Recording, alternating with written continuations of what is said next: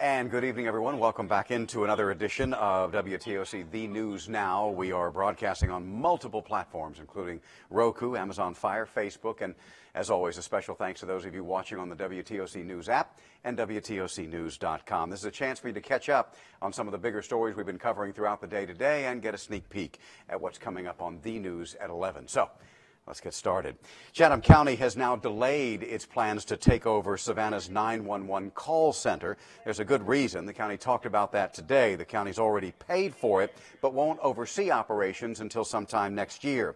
Amanda LeBreau explains why the commission pushed the date back and what that means exactly for you.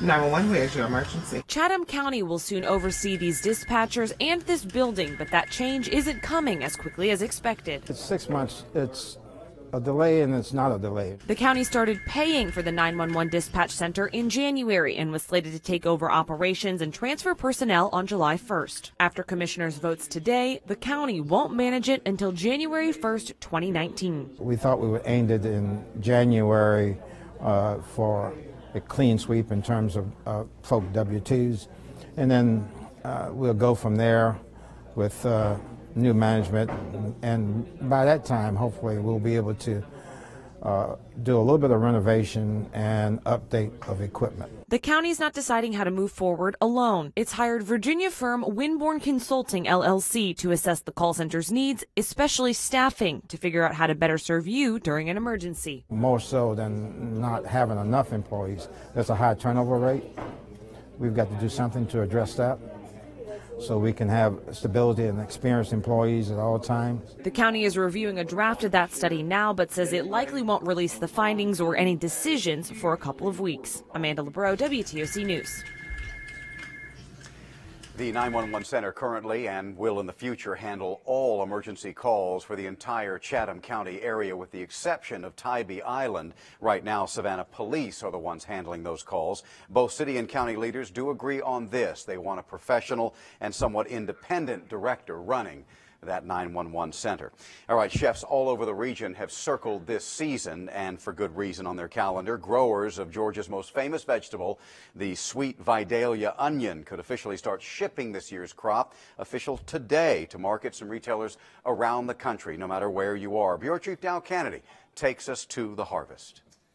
The onions from here in Glenville and across the region will start shipping today to markets all over North America. Crews in the field swept through rows of onions.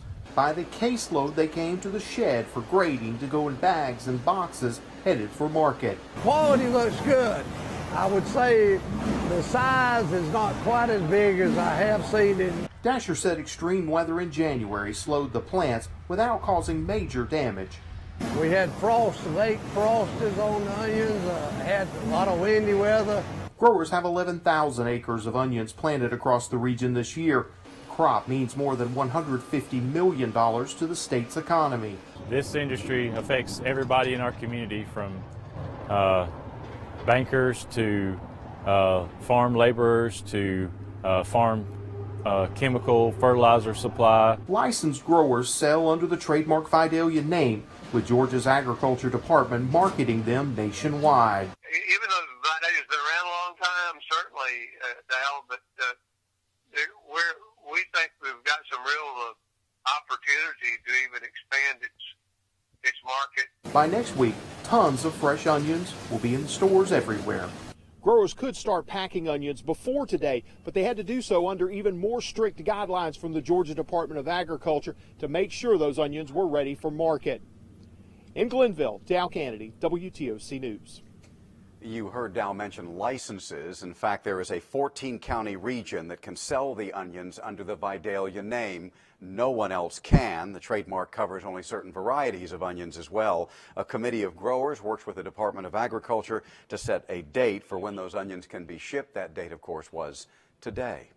All right, we've been bringing you updates on a crash between a local school bus and a car on Millsbee Lane, Boulevard and Rockdale.